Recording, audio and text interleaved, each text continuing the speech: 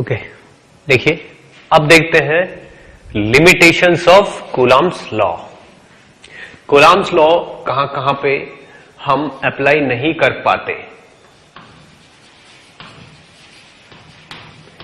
Limitations of Coulomb's law. देखिए, Coulomb's law is universal truth, वो है सब जगह ट्रू है, लेकिन कुछ जगह ऐसी है जहां पे कूलम्ब्स लॉ हमें सही रिजल्ट नहीं देता। ठीक है ना, तो कहां कहां पे हम इसको अप्लाई नहीं कर सकते। ठीक, पहला दो जगह है जहां पे हम कूलम्ब्स लॉ अप्लाई नहीं कर सकते। फॉर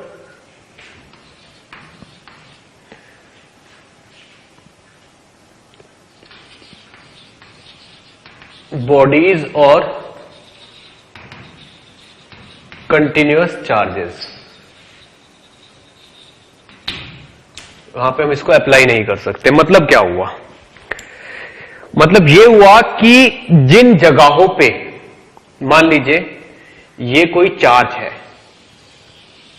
ये ठीक है, अब आप ये देखिए इस पे चार्ज इक्वली डिस्ट्रीब्यूटेड होगा ऐसे। अगर ये कोई कंडक्टर है तो इस पे चार्ज इक्वली डिस्ट्रीब्यूटेड होगा ऐसे, यूं करके ऐसे। अब इस चार्ज का सेंटर है ये, ठीक। अब यहां से किसी पर्टिकुलर डिस्टेंस r पे एक दूसरा चार्ज रखा हुआ है,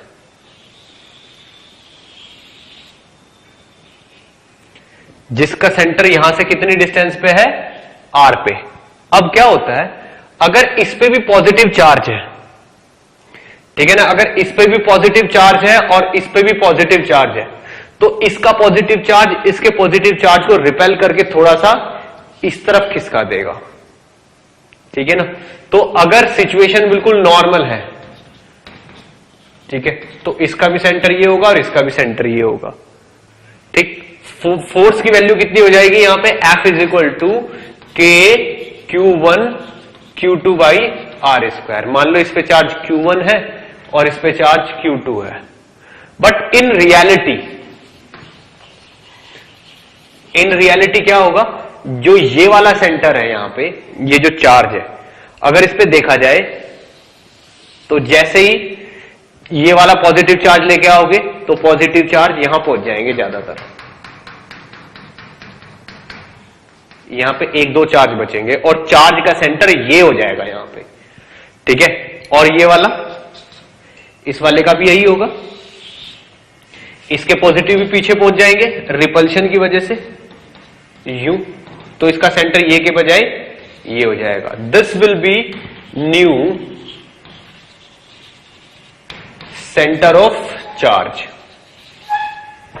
ये चार्ज का नया सेंटर होगा और ये यहां पे थ्योरेटिकल सेंटर है, यहां पे this will be new centre.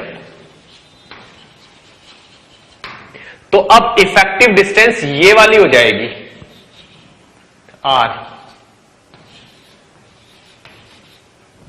ठीक, तो ये रिजल्ट जो है, ये रिजल्ट आपको गलत हो जाएगा। अब नया centre of charge find out करना इज नॉट सो इजी, इसलिए कंटिन्यूअस बॉडीज में कूलम्ब्स लॉ में सही रिजल्ट नहीं देता। हम एक बॉडी के सेंटर से दूसरे सेंटर तक की डिस्टेंस के अकॉर्डिंग जो रिजल्ट निकालते हैं वो रिजल्ट गलत आता है। ठीक है, और ये एक्चुअल रिजल्ट ये होगा। ठीक है ना, एक्चुअल फोर्स क्या होगा? के Q1 Q2 by r effective का स्क्वायर होगा। तो ये रिजल्ट गलत हो जाता है। तो कंटिन्यूअस बॉडीज के केस में कूलम्ब्स लॉ में गलत रिजल्ट देता है, रियल रिजल्ट ये होता है। और आर इफेक्टिव हमें नहीं पता होता, क्योंकि इंडक्शन से जो ट्रांसफर, जो शिफ्टिंग होती है, दैट इज नॉट कैलकुलेट, मतलब that is not easy to calculate. ठीक, अब सेकंड, ठीक है ना, इस चीज को अच्छे से नोट करिए, फिर नेक्स्ट लिमिटेशन बताता हूं मैं आपको।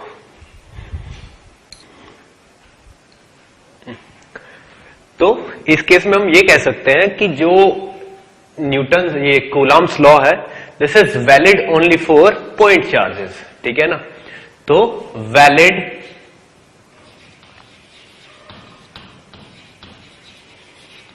only for point charges. ठीक है. अब second, valid only for static charges. ये केवल स्टैटिक चार्जेस के लिए वैलिड है. क्यों? क्योंकि मान लीजिए एक चार्ज तो ये है Q1 और दूसरा चार्ज ये है Q2. ये दोनों मूविंग है. ये इस डायरेक्शन में मूव कर रहा है, ये इस डायरेक्शन में मूव कर रहा है. मान लीजिए सेम वेलोसिटी से मूव कर रहे हैं और दोनों के बीच का सेपरेशन जो है वो R है. ठीक है ना. तो इस वक्त इलेक्ट्रिक फोर्स होना चाहिए KQ1 Q2 by R square. पर रिजल्ट ये नहीं होता, कुछ और ही होता है. वो इसलिए क्योंकि ये मूविंग चार्ज है. This is moving charge.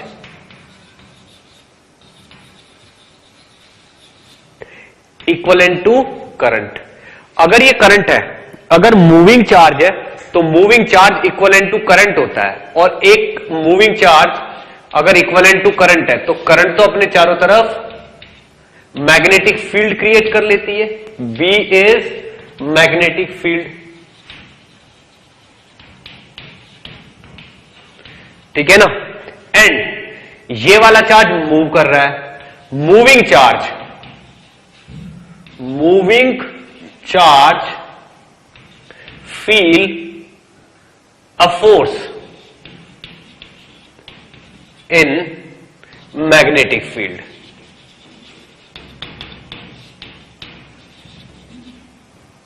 यानी कि इस चार्ज के चलने की वजह से ये करंट बनी और करंट की वजह से यहां पे एक मैग्नेटिक फील्ड प्रोड्यूस हो गया. अब इस मैग्नेटिक फील्ड में ये चार्ज मूविंग है. कितनी वेलोसिटी से? U से. तो F इज इक्वल टू होता है QVB साइन थीटा. तो इस फॉर्मूले के अकॉर्डिंग इस मूविंग चार्ज पे फोर्स लगेगा. कौन सा फोर्स? Magnetic force. तो इस पे F नेट जो होगा वो इलेक्ट्रोस्टैटिक फोर्स भी होगा और मैग्नेटिक फोर्स भी होगा. दो टाइप के फोर्स हो जाएंगे. इसलिए आपको एक अलग अकेला फोर्स नहीं मिल पाएगा. इसलिए यहां पे कूलम्ब्स लॉ आपको राइट रिजल्ट नहीं देगा. क्यों? क्योंकि साथ में मैग्नेटिक फोर्स भी जुड़ गया है. क्लियर. अब एक चीज और देखिए, अगर दोनों में से एक मूविंग है, अगर दोनों में से एक मूविंग है तब भी ये रूल वैलिड है. Coulomb's law is valid. क्यों? अगर ये मूविंग है तो ये अपने चारों तरफ मैग्नेटिक फील्ड ला देगा, लेकिन उस मैग्नेटिक फील्ड का फोर्स इस पे जीरो होगा क्योंकि U की वैल्यू जीरो है. तो अगर एक चार्ज मूविंग है और दूसरा स्टैटिक है तो भी कूलम्ब्स लॉ वैलिड है. लेकिन अगर दोनों मूविंग है तो कूलम्ब्स लॉ वैलिड नहीं है. वो आपको राइट रिजल्ट्स नहीं देगा. क्लियर. तो दो लिमिटेशंस हुई. सबसे पहले तो ये कि केवल पॉइंट चार्जेस में सही रिजल्ट मिलता है और दूसरा स्टैटिक चार्जेस में सही रिजल्ट मिलता है. क्लियर. अब एक एग्जाम्पल देखिए. पहले आप इसको अच्छी तरीके से नोट करिए, फिर मैं आपको एक एग्जाम्पल देता हूं.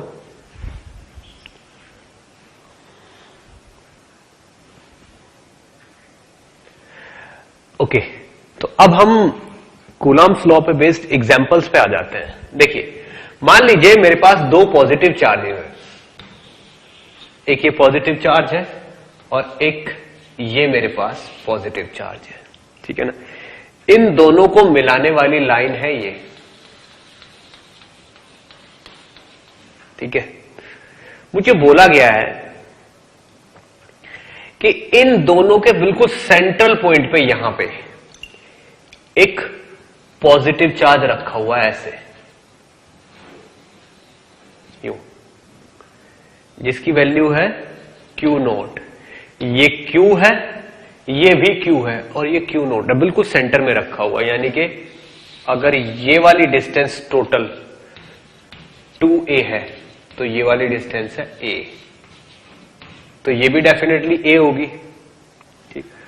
अब उसने कहा है कि अगर इसको थोड़ा सा ऐसे राइट साइड में या लेफ्ट साइड में शिफ्ट कराया जाए, ऐसे थोड़ा सा x डिस्टेंस, मान लो यहां से यहां तक इसको x डिस्टेंस शिफ्ट कराया जाए, तो शिफ्ट करा के छोड़ दिया जाए तो क्या होगा? यहां पे इसकी वजह से फोर्स इस तरफ ज्यादा होगा और इसकी वजह से फोर्स इस तरफ कम होगा। तो यहां पे जो रिजल्टेंट फोर्स निकलेगा वो इस तरफ निकलेगा, रिजल्टेंट फोर्स। यानी कि अगर मैं पार्टिकल को इस तरफ शिफ्ट करूंगा तो फोर्स इस तरफ आएगा और पार्टिकल को मैं इस तरफ शिफ्ट करूंगा तो फोर्स इस तरफ आएगा। तो ये वाली कंडीशन एसएचएम की बन जाती है, ठीक है ना। फाइंड टाइम पीरियड किसका, मास m चार्ज q नोट, इस पार्टिकल का। यानी कि दो पॉजिटिव चार्जेस के बीच में अगर छोटा सा पॉजिटिव चार्ज रख दिया जाए जिसका चार्ज q नोट और मास m हो तो वो एसएचएम करेगा। अगर एसएचएम करेगा तो उसका टाइम पीरियड बताइए। तो सबसे पहले तो मुझे यही प्रूव करना है कि ये एसएचएम करेगा या नहीं, ठीक है। फिर उसके बाद मुझे इसका टाइम पीरियड पता करना है, ठीक है। तो चलिए देखते हैं, इसको सॉल्व करने की कोशिश करते हैं। मान लीजिए ये पॉजिटिव पार्टिकल यहां पहुंच गया, इस जगह x डिस्टेंस पे। तो ये वाली डिस्टेंस कितनी हो गई, a माइनस एक्स, और ये कितनी हो गई, a प्लस एक्स। तो इस बॉडी पे नेट फोर्स कितना हो गया, इस पे एक फोर्स तो इस तरफ होगा और दूसरा फोर्स इस तरफ होगा, ठीक है ना। ये चार्ज a मान लो और ये वाला चार्ज b मान लो। तो ये होगा फोर्स ड्यू टू a और ये होगा फोर्स ड्यू टू b, ठीक। अब fa की वैल्यू कितनी होगी, यानी कि इसकी वजह से इस पे इस तरफ लगने वाला फोर्स कितना होगा, वो होगा k q note by a plus x का होल स्क्वायर, ठीक है ना। और f ड्यू टू b कितना होगा, k q note divided by a minus x का होल स्क्वायर, ये हो जाएगा। ये fa हो गया, ये fb हो गया। तो f नेट कितना हो जाएगा, fa प्लस fb, यानी कि k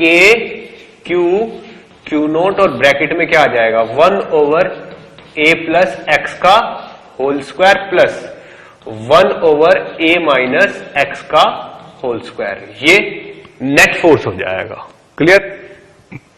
अब अगर ये net force directly proportional to x निकल आया तो ये एसएचएम हो जाएगी, और अगर नहीं निकल पाया तो ये एसएचएम नहीं होगी, ठीक है।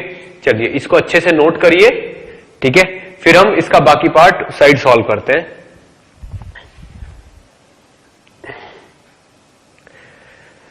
ओके, तो एक कंडीशन है कि यहां पे जो x है, x is very small, x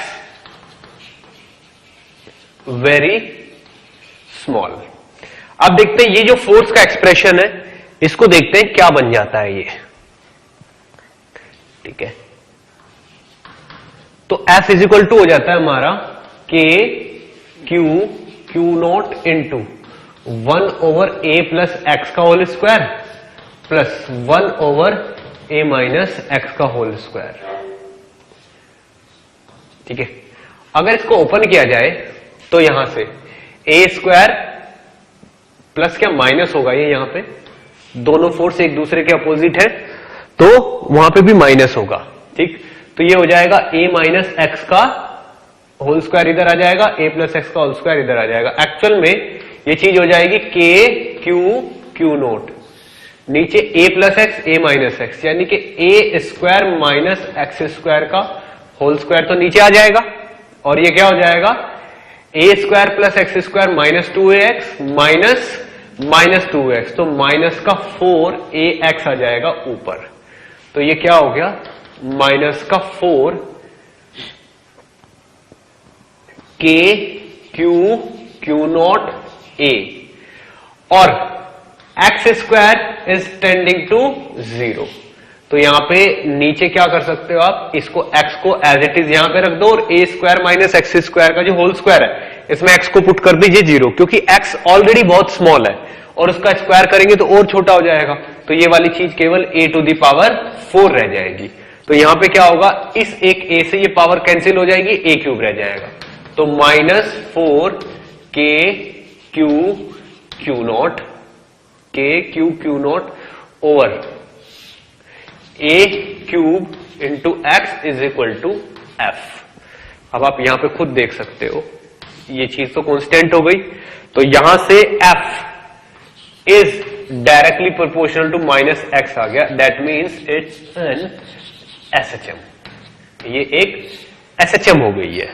अब दोनों साइड अगर मैं m से डिवाइड कर दूं तो f upon m is equal to a is equal to minus 4k q naught by m a cube into x, ये हो गया।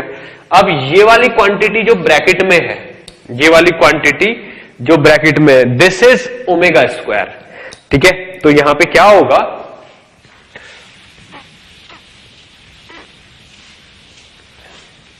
This is omega square.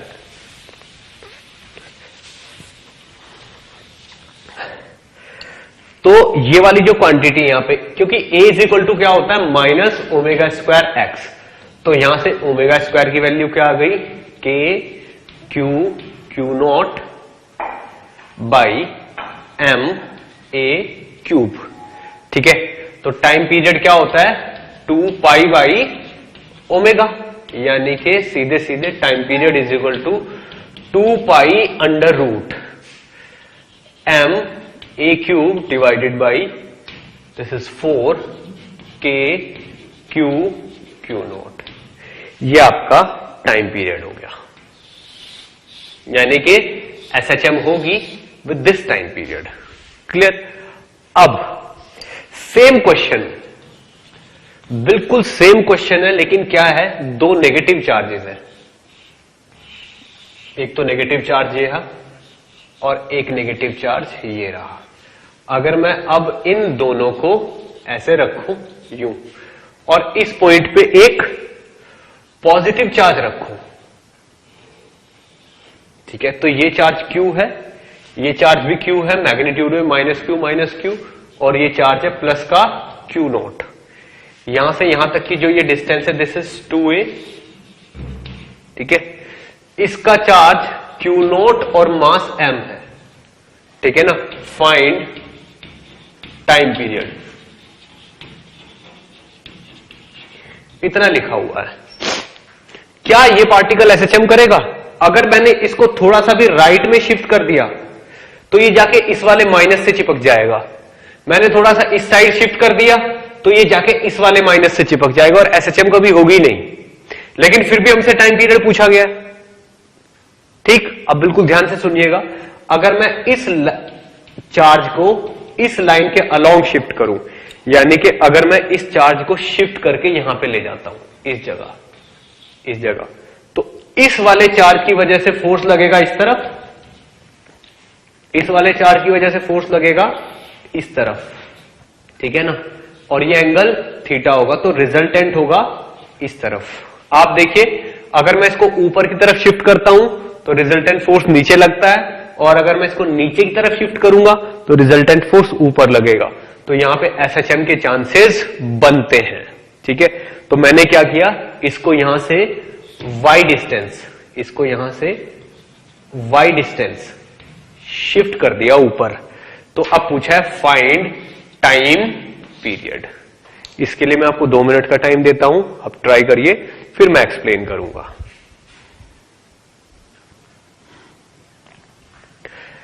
Okay, तो इस जगह अगर मैं इसको थोड़ा सा एनालाइज करूं, इस लाइन को यूं, तो इस पॉइंट पे इस तरफ लगने वाला नेट फोर्स कितना होगा, ये वाला F। तो ये देखिए, इस चार्ज की वजह से इसको इस तरफ लग रहा है कितना F फोर्स, और इस तरफ भी कितना लग रहा है F फोर्स, तो इस तरफ कितना होगा ये 2F cos थीटा। तो ये वाला फोर्स हो जाएगा 2F cos थीटा। तो सेंटर की तरफ लगने वाला फोर्स कितना है, F net 2F cos theta, और ये फोर्स नीचे की तरफ है, इसलिए पहले ही हम एक माइनस लगा देंगे यहां पे। तो ये कितना हो जाएगा 2 into f into cos theta. यहां पे इस कॉस थीटा की वैल्यू क्या होगी, कॉस थीटा की वैल्यू होगी y डिवाइडेड बाई दिस, यानी कि y डिवाइडेड बाई ये a है ना और ये y है, under root of a square plus y square. और एफ की क्या वैल्यू होगी, ये वाली डिस्टेंस, ये क्या है distance, a square plus y square. F क्या होगा, k q naught divided by a square plus y square. Under root का स्क्वायर करेंगे तो अंडर रूट खत्म हो जाएगा। तो अब ये जो एफ नेट है, एफ नेट की वैल्यू क्या निकल के आती है, एफ नेट की वैल्यू यहां पे निकल के आएगी -2, एफ कितना है, k q naught by a square plus y square into cos theta क्या है, y divided by under root of a square plus y square, under root of a square plus y square. अब ये जो F net है, अगर मैं इसको यहां पे लिखूं, f net is equal to हो जाएगा -2k q naught into y divided by this.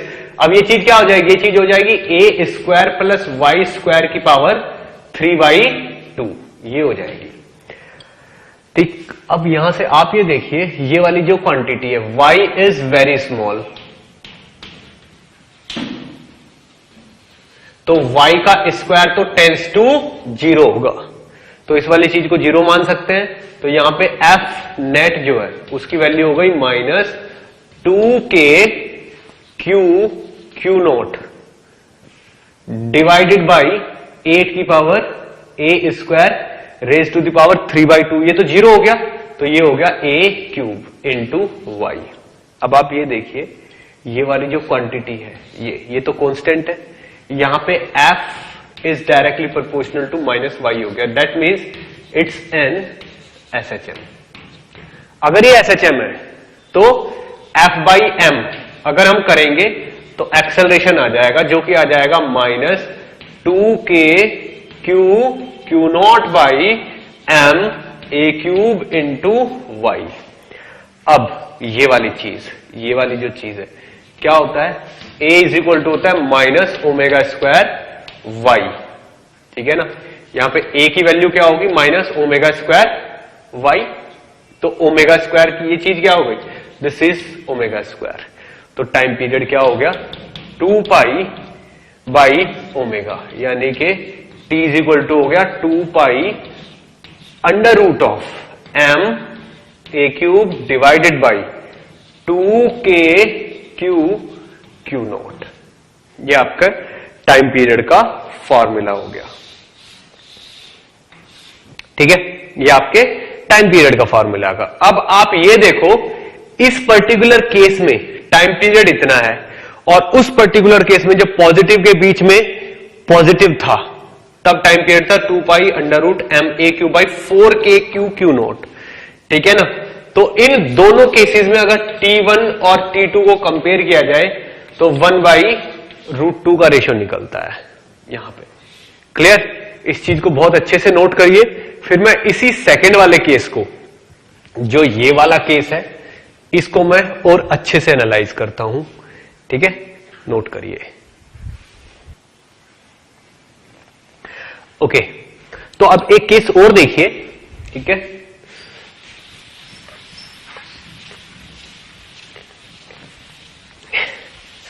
हमने इसी पर्टिकुलर केस को थोड़ा और अच्छे से एनालाइज करना है, ठीक है। क्या है,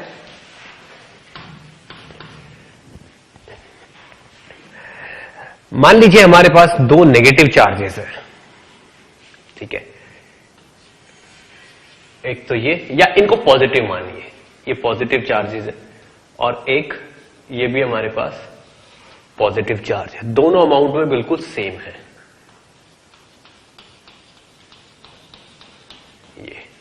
ये भी चार्ज Q है और ये भी चार्ज Q है, इन दोनों को बिल्कुल बाइसेक्ट करने वाली एक लाइन है ऐसे,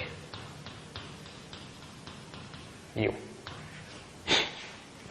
अगर मैंने यहां पे इस पॉइंट पे कोई नेगेटिव चार्ज रख दिया तो ये ऐसे ऐसे SHM होने लगेगी, लेकिन फिर भी मैं यहां पे अगर एक एनालिसिस करूं तो मान लीजिए मैंने यहां पे पॉजिटिव का Q0 रख दिया, पॉजिटिव का Q0 रख दिया, तो यहां पे इसकी वजह से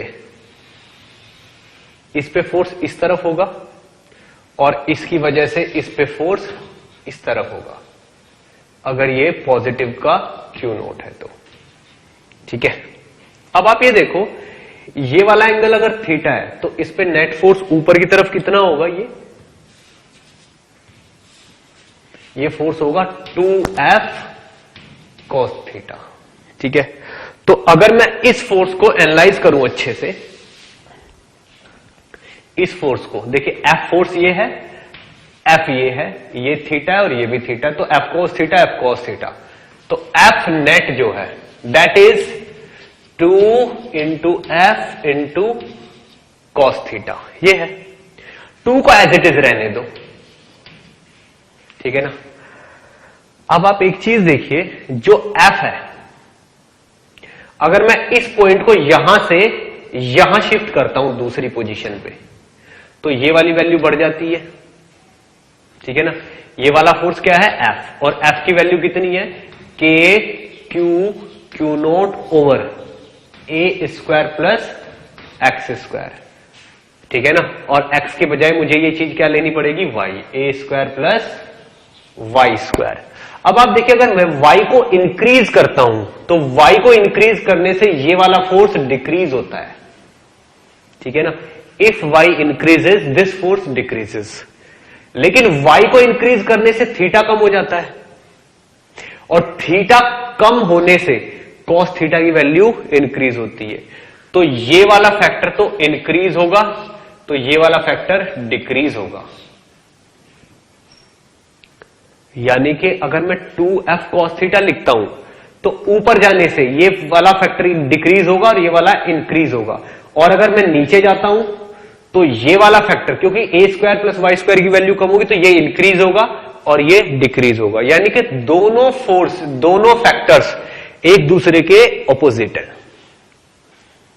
दोनों फैक्टर्स एक दूसरे के अपोजिट है। अब यहां से मुझे एक फैक्ट पता चलता है कि at y is equal to 0 F is equal to 0 and at y is equal to infinity, ये भी F is equal to 0। y is equal to infinity पे F इज इक्वल टू 0 है, क्योंकि अगर ये चार्ज इंफिनिटी पे पहुंच गया तो भी तो फोर्स 0 होगा, और ये वाला चार्ज यहां पहुंच गया तो ये वाले फोर्स एक दूसरे को कैंसिल आउट करके फोर्स को 0 कर देंगे। बोथ द केसेस में F इज इक्वल टू 0 है, लेकिन इनके बीच में F is not equal to 0, इनके बीच में F is not equal to 0। इसका मतलब यह हुआ, अगर इंफिनिटी पे जाके फोर्स 0 है तो at infinity cos theta is equal to 1, at infinity cos theta is equal to 1, क्यों, थीटा इज इक्वल टू 0। तो इंफिनिटी पे theta is equal to 0, cos theta is equal to 1, that means कि जो force 0 हो रहा है वो इस y की वजह से 0 हो रहा है, ठीक है ना। लेकिन at y is equal to 0, theta is equal to 90 degree, cos theta is equal to 0। तो यहां पे जो फोर्स 0 है वो cos थीटा की वजह से, लेकिन यहां पे जो फोर्स 0 है ड्यू टू y है। यानी कि इनफाइनाइट पे फोर्स 0 किसने किया है, इस सेपरेशन ने, y ने, और यहां पे 0 किसने किया है, इस cos थीटा ने, क्योंकि थीटा की वैल्यू यहां पे 90 होगी तो ये दोनों के दोनों फोर्स एक दूसरे को कैंसिल आउट कर देंगे। तो यहां पे cos थीटा डोमिनेट करता है और इनफाइनाइट पे ये वाली डिस्टेंस डोमिनेट करेगी, ये आपको पता होना चाहिए। That is why there exist a maxima और मिनिमा। ये क्या है, k q naught by a square plus y square, ठीक है। ये तो ये होगा, और ये क्या होगा, वाई ओवर ए स्क्वायर प्लस वाई स्क्वायर का अंडर रूट। तो यहां पे ये वाली चीज न्यूमरेटर में आती है और यहां पे ये वाली चीज डिनोमिनेटर में आती है। तो y क्या है, एक फंक्शन को बढ़ाता है और दूसरे को कम करता है, ये। So there exist a maxima और मिनिमा बिटवीन 0 एंड इंफिनिटी। देखिए, अगर किसी फंक्शन की वैल्यू 2 पॉइंट पे 0 है तो बीच के किसी पॉइंट पे या तो मैक्सिमा होगा या मिनिमा होगा। तो अब आप ये देखिए, जब इस फोर्स की वैल्यू यहां पे भी 0 है और इनफाइनाइट पे भी 0 है तो बीच में कहीं ना कहीं पे मैक्सिमा या मिनिमा होगा। आप ट्राई करिए इसको, ठीक है।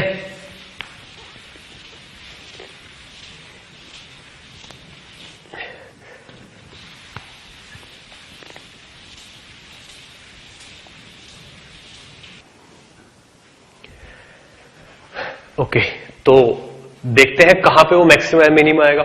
उसके लिए मुझे क्या करना पड़ेगा, मुझे f को df ओवर dy करना पड़ेगा और इसको 0 के बराबर करना पड़ेगा। देखिए, व्हाट इज f? f की वैल्यू क्या हुई, 2k q naught into y over a square plus y square और रेज टू द पावर 3/2 ये हुआ। तो df over dy is equal to, अगर मैं 0 करूं तो यहां से y की वैल्यू आएगी प्लस माइनस a/√2, ठीक है, y की इस वैल्यू पे, ठीक है ना। तो y is equal to plus का a/√2 और y is equal to minus का a/√2। इस पे मैक्सिमा एंड मिनिमा आना ही आना है, ठीक। अब ये वाली वैल्यू आने का मीनिंग क्या है, ठीक है। देखिए, बिल्कुल ध्यान से सुनिएगा, ये पॉजिटिव चार्ज, ये भी एक पॉजिटिव चार्ज बीच में ये है, ठीक। यहां पे अगर कोई पॉइंट है तो इस पे लगने वाला फोर्स ये इन दोनों का रिजल्टेंट है, यानी कि 2f cos थीटा, ठीक है ना।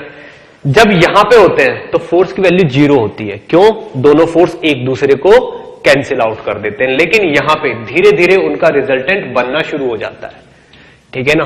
तो इस f की वजह से धीरे धीरे इनका रिजल्टेंट बनना शुरू, यहां तक मैक्सिमम हो जाता है। लेकिन क्या हो रहा है, y को इंक्रीज करने से, y को इंक्रीज करने से f की वैल्यू डिक्रीज हो रही है। y को इंक्रीज कर रहे हैं तो f की वैल्यू डिक्रीज हो रही है, but cos theta is increasing, ठीक है ना। और फोर्स क्या है, 2f cos theta, f is 2f cos theta. तो क्या होगा, यहां पे क्या, cos थीटा अभी डोमिनेट कर रहा है, ठीक है ना, f डोमिनेट नहीं कर रहा है। तो धीरे धीरे ऊपर जाने से फैक्टर इंक्रीज होता जा रहा है। इंक्रीज कौन करता है, y को अगर हम इंक्रीज करते हैं तो cos थीटा इंक्रीज करता है, f डिक्रीज करता है। तो यहां से अभी cos थीटा डोमिनेट कर रहा है, फंक्शन की ओवरऑल वैल्यू इंक्रीज होती जा रही है यहां तक। यहां के बाद, ठीक है ना, मान लीजिए ये वाली डिस्टेंस कितनी हो गई, ये वाली डिस्टेंस हो गई a/√2। यहां के बाद अब ये डोमिनेट करने लगेगा, ये इंक्रीज तो होगा पर उतना इंक्रीज नहीं होगा जितना ये डिक्रीज होना शुरू हो जाएगा। तो इसके डिक्रीमेंट इसमें ज्यादा होगा, इंक्रीमेंट कम होगा, तो यहां से ऊपर जाते जाते फोर्स की वैल्यू धीरे धीरे कम हो जाएगी, ठीक है।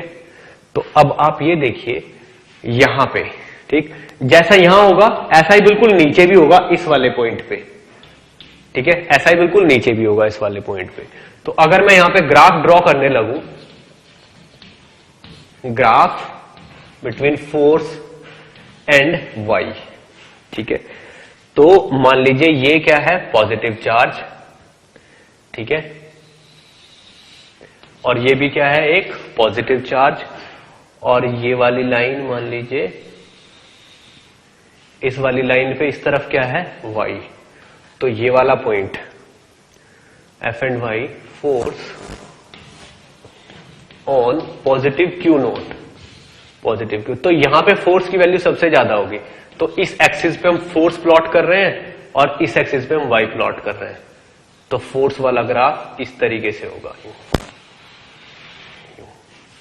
और इधर की साइड ये वाला पॉइंट होगा वो। तो यहां से फोर्स वाला ग्राफ इस तरीके से होगा। तो ये वाली distance y is equal to minus a by root two और ये वाली distance y is equal to plus a by root two और ये वैल्यू किसकी हुई? फोर्स की।